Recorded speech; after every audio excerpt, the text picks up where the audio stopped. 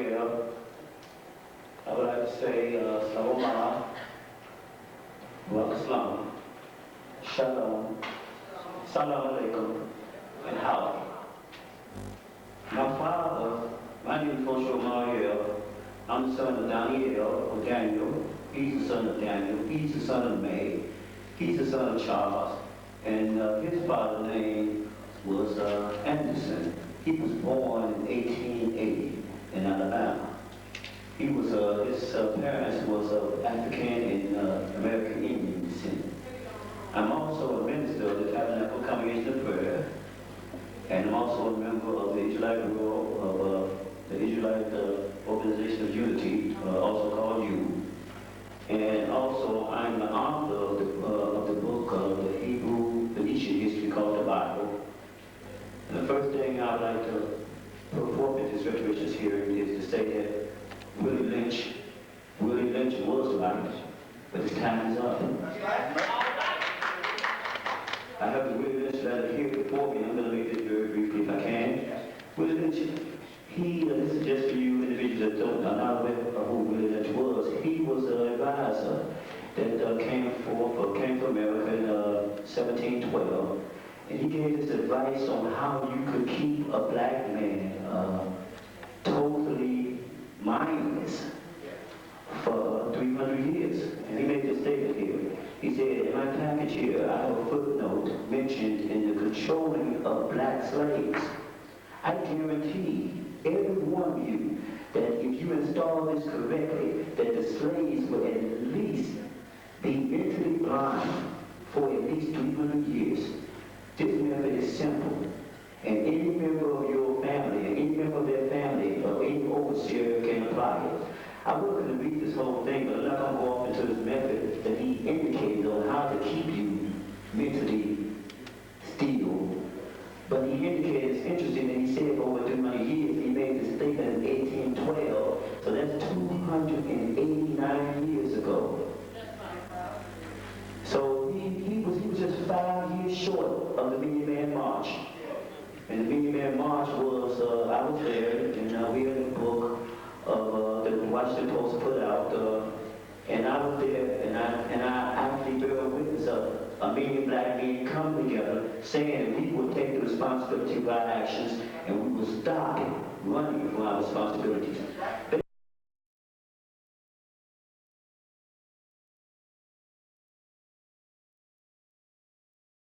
It was called as an advisor.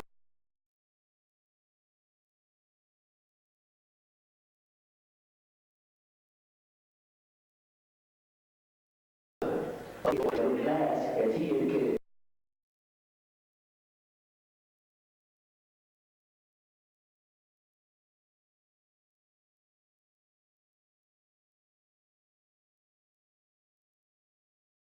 For 3 asking for what's right now. I would also like to speedily go on and say that Thomas Jefferson wrote, as was mentioned earlier, Thomas Jefferson wrote in his notes to Virginia. Indeed, I tremble for my country when I reflect that God is just. I heard this read earlier, and that his justice cannot sleep forever. But I also did not hear Thomas Jefferson's solution. Jefferson gave us a solution to this problem of racism, or so-called problem that we are experiencing here today. I heard Alderman Castle's remarks and asking you to keep this to 3 minutes. Okay. I would just like to say that Jefferson indicated that the best solution would be to move the blacks out and to aid them. Also, Lincoln indicated in his address the very same thing based upon the physical differences. He indicated that the very same thing would be that to move the blacks out, to move them back to their homeland. So I would like to put forth as reparational thought that the best thing that we can do with our reparations is that it's time for us to go home. That's right. To utilize the reparational money to go back to our home. And right now in Washington, D.C., they have the DNA of every African tribe. So utilizing that knowledge, we can possibly go back to our home. Right on. If we stay here with that money, we'll move down. Thank you for us. It happens in the current city, it happens in the reconstruction. We utilize that money for education.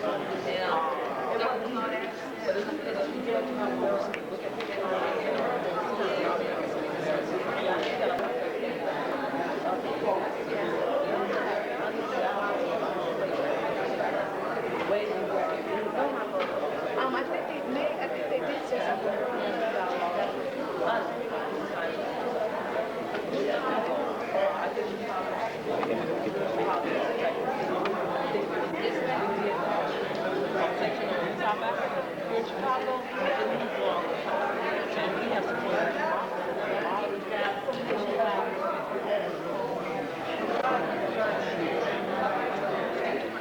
It was very educational. I think we learned something. Everybody learned something with all of our brothers and sisters who came forth and talked. I think it also eased some of the fears that some of the people even had before the committee hearing. I think everybody got educated and they understand post-traumatic slave syndrome. In fact, we were able to leave those pictures up throughout of the hangings and the burning and all of the things that happened to us. That we would have America to look at what made America great. Some of its greatness and some of its works. And I think that we really and we do get Congress to have their hearings. I want to be like you. Convention.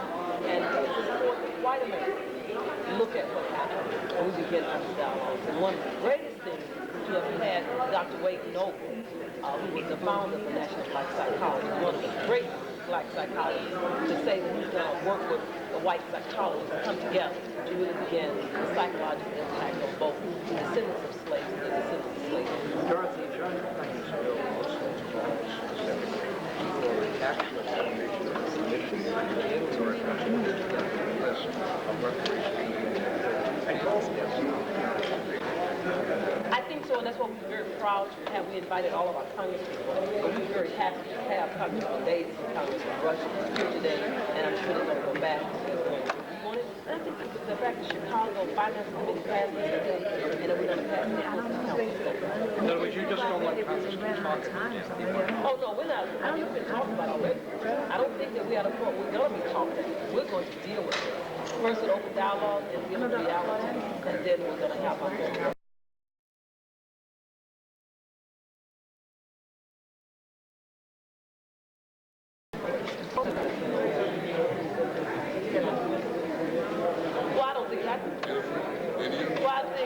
We all came from the civil rights movement, Bob and I. I've been in jail across this country, from Alabama, Mississippi, to Chicago. I have my battle scars on my body from the civil rights movement, and I understand what we had to do. That was that level of struggle. We had another level of struggle here, and I think people, men and women from around this country, are organizing and mobilizing. I think the truth, as Dr. King said, fresh shall rise. What will arm with this truth?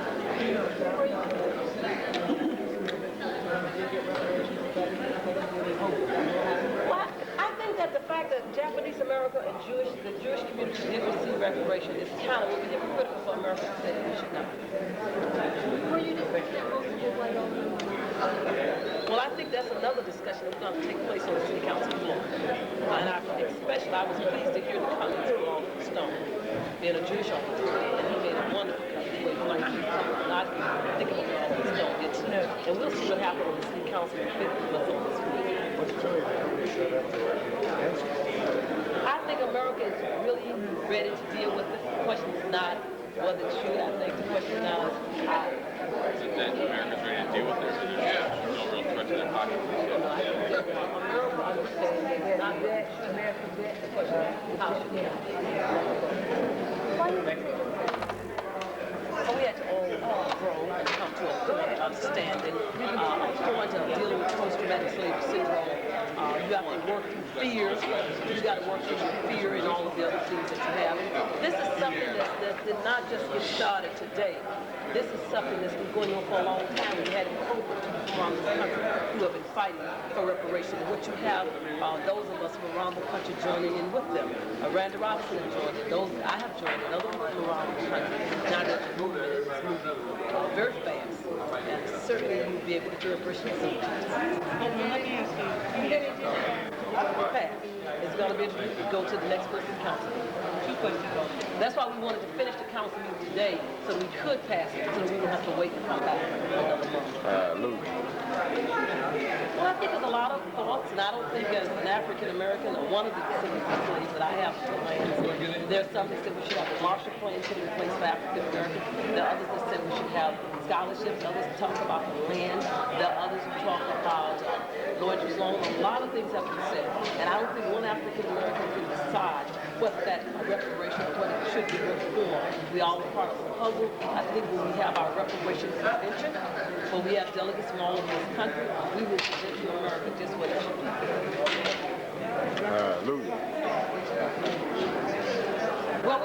going to put together a nationwide committee that's going to work on that contention.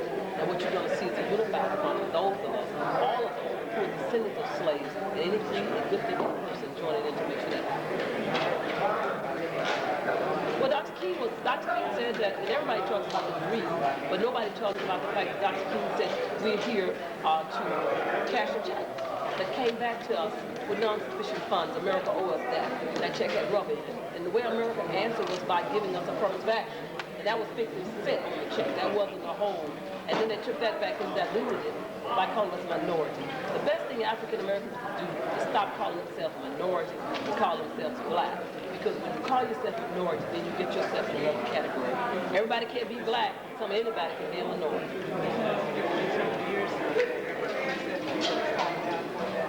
Well, I think all of our spirits and ancestors of our ancestors' spirits are floating around this country and around this earth, and I think all of us are coming together as Andy Thompson, Dr. Thompson talked about the dry bones. I think the dry bones are right. Thank you so much. Thank you. Yeah.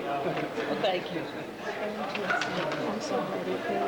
And stayed all day. Just rough. I heard that. Well, you know that's going to happen. Yeah, I want to pass this today. Agenda. Yes. So look, here, I'm with you. Okay, dear. My name is Lion Jill Band. But I have to say this to you. We've come a long way because of people like Harry Truman. He segregated the Army. And I think what you have to do is give some people a little credit for trying to do the right thing under very, very extreme circumstances. Now, I have absolutely no problem voting for this resolution today because I think we need a hearing. I think we need a hearing in the halls of Congress. I think everybody has got to come in and testify. And I think we ought to let the chips fall where they're made. And there's no question, Dorothy, you have really shown leadership. The country is to remain together. I also think there are other people that ought to apologize in this world. I think Idi Amin ought to apologize for what he did. I think David Magogo ought to apologize for what he did. One of the big problems in Africa today is there are certain very selfish dictatorial leaders who have taken advantage of black people and have murdered and raped. And we ought to call them to task because they're wrong and they've committed evil acts. It's very, very unfortunate that when you discuss an issue like this and you hear something that you don't like to hear, you won't take self-stock of yourself. I also think we ought to continue this hearing to determine what the United States have done, if anything, to the Native American Indian. We completely and intentionally, in our action, destroyed an entire culture. And in the 1870s, when we captured those tribes and we purposely and intentionally marched them from the North Dakota area down to the Rio Grande with the intention of killing them and reducing the population, I think that's a sacrilege. I think it's terrible. I think it's a sin. So maybe what we ought to do is have a hearing on all of these issues to determine how we can bring about retribution, justice, and equality. But I have no problem as far as my record is concerned and what I stand. I was there with Harold Washington to the end. I was there with Gene Sawyer to the end. Thank you. Mr. President, all my colleagues, I was almost as right if there was money.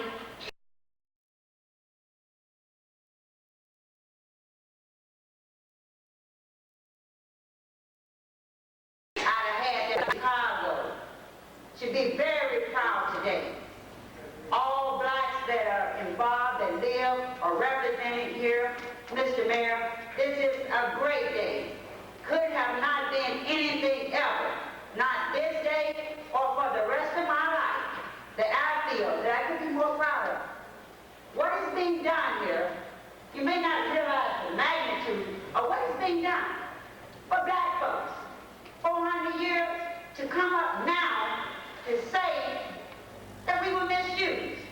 There was abuse that was going on. There were terrible things that happened, that the backlash of those things are spreading here today. You feel the backlash among the black communities, in our wards, among our children, all the gangs, all the education that they don't have, the drug addiction, the misabused parents, the battered women, the husbands, the separated families, all stem from the past. And that's why we should feel rejoiced that somebody recognized today what we're faced with. My inside, and this is for everyone who lives in this United States and the country, whoever knows anything about slavery, but the joint family, the ones who gone. We're talking about payback, the one who paid the price of going home. We're here now. We need to realize now what we are asking for. And when we get what we're asking for, how do we use it to better this country of 400 years of slavery? What do we do to better our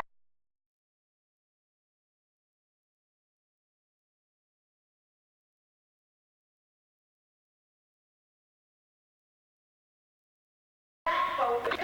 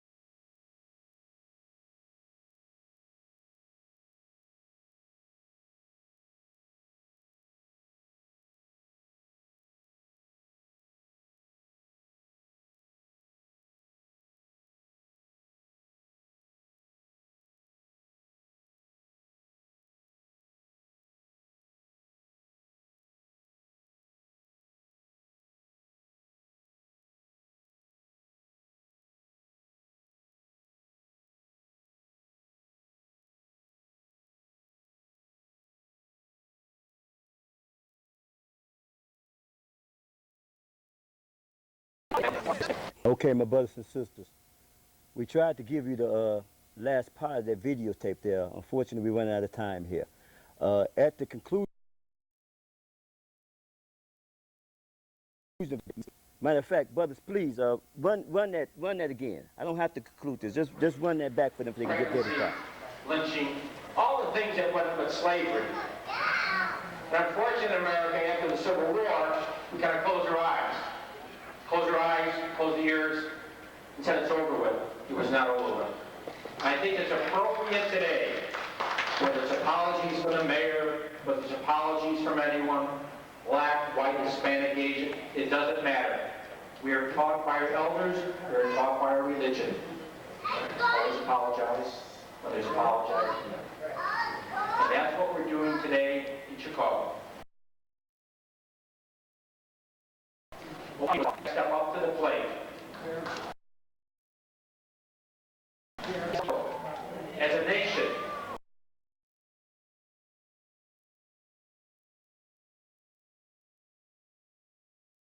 we have in America, and that's why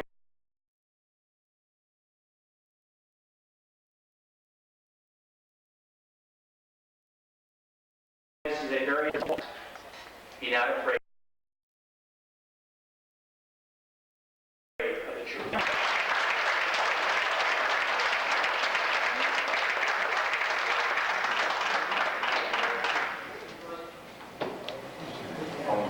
I move to concur in the recommendation of the committee by roll call vote. Clerk, call the roll. Bernardo. Haycock. Tillman. Carmichael. Harrison. Lyle. Beavers. Dixon. Beal. Hope. Balser. Frias. Olivo. Burke. Thomas. Holden. Peterson. Murphy. Rugai. Troutman. DeVille. Munoz. Zaleski. Chandler. Solis. Ocasio. Burnett. Edson. Carruthers. Fleischer. Suarez. Okay, I'm glad we was able to get that last part into you. Okay, my producer was telling me, okay, we're going to be stretched for time here. This is the actual copy of the reparations proposal that you saw me give to the make a part of the city record. This is why we keep holding it up on all our shows. And as you heard, the mayor of the city, he clearly stated that we deserve reparations. And it's time for people. Chicago led the way in passing the first, putting forth the first recommendation that would go to Washington, D.C., that we as a people receive reparations. There's a newspaper article here that says Europeans fight reparations. This is before the Durban Conference, of course. And here they make reference to, as of the Chicago Sun-Times, Tuesday, May the 2nd, they make reference of the city council meeting and how that was a catalyst all over the world that started the reparations struggle or that started the reparations focus. So the fact is, my brothers, my sisters, is that you can see that we took this reparations struggles from the street as the beginning of the state to downtown to the very city council. And as you saw, when I was putting forth the proposal for reparations, that when I got to the solution, unfortunately, we wasn't able to verbalize the solution, but we were able to put the actual solution in a part of the referendum that went before the city council at this Chicago council meeting in April of 2000.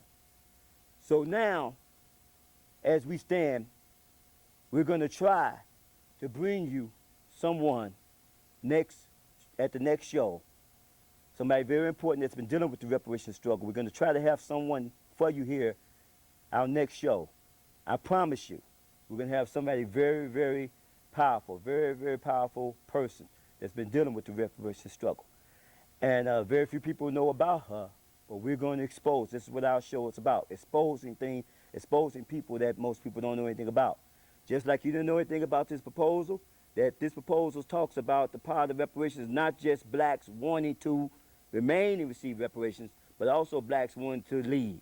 And you saw when this proposal was verbally stated that we received applause from African Americans as well as Caucasian Americans.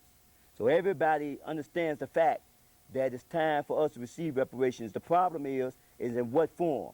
And in any form, everybody understands that if we want reparations bad enough to receive $1 million a man and to leave, if we're putting our money where our mouth is, essentially that's where we should stand. So the fact is that the reparations struggle continues.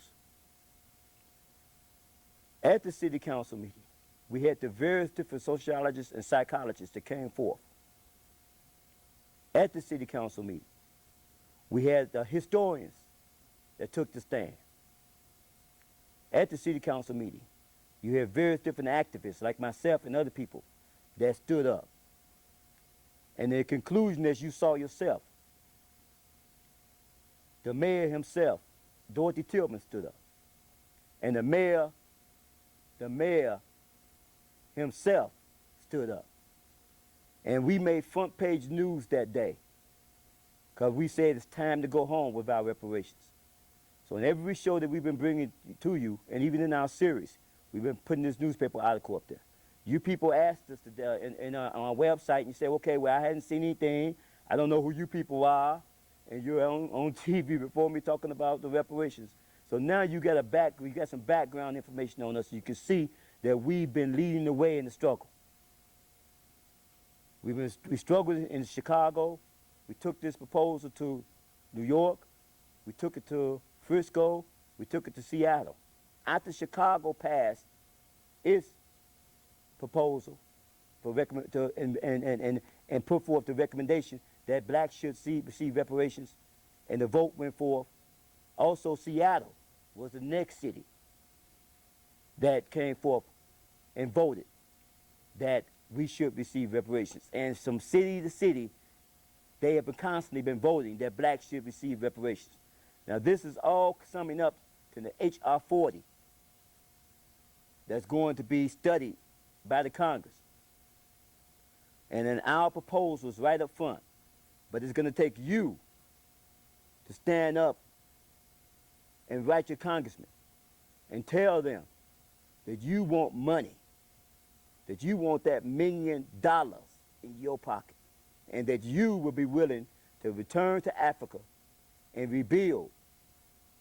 And you will want your DNA tested. Rick Kilps and Howard University has the DNA of every African tribe.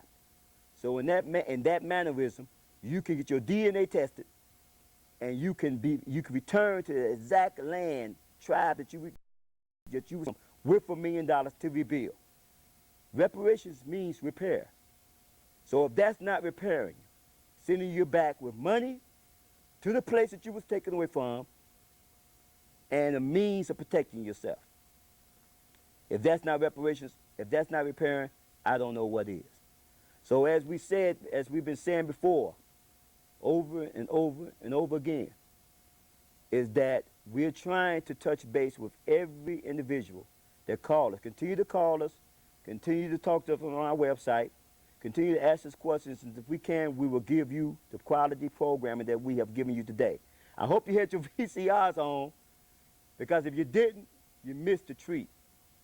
Because we're going to also try to give you another treat. Not on the next show, but maybe the show after that. Maybe we'll do another special for you, because we was also in Durban. And that's when the world voted that we should receive reparations. But it all started in the city council meeting with one bold woman, and I should say not just one, but many bold women and men standing up and saying it's time to receive reparations. So when you see this proposal,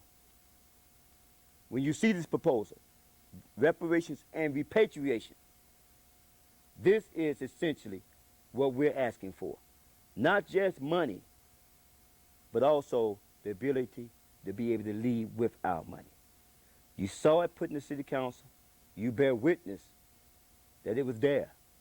So now all we have to do is step up the struggle. Let everyone know that we want to go home. We want to go home with our reparations. We will not leave this country broke. We shouldn't leave this country broke. We build everything here. Everything. The railroads, the cities. We made America what America is. So just like we tamed the West, now it's time for us to go home and retame the East. So let's cry out. Let's cry loud and say, it's time to go home with our reparations. Thank you, my brothers and sisters. And I hope you enjoyed yourselves. Repent for thine objects, because we don't, we'll be at the end. Repent for thine objects. Repent for thine sins. Repent for thine objects. Repent, repent, repent, repent. Repent for thine objects. Repent for thine sins. Repent for thine objects, because we don't, we'll be at the end. Repent for thine objects. Repent for thine sins, because we don't, we'll be at the end. Just pick up a Bible and you'll know. Just read, read, read, and you'll grow. Start at Genesis and read all through, and you'll see the things you should do. Here's how you repent. If you didn't know, you confess you're a sinner, then you'll grow. But you have to be true in your heart. Fast and pray, so you'll start to feel closer to the Lord is true. You take one step, he'll take two. Repent for thine obedience. Repent for thine sins. Repent for thine obedience. Repent, repent, repent, repent. Repent for thine obedience. Repent for thine sins. Repent for thine obedience. Because you don't, we'll be at the end.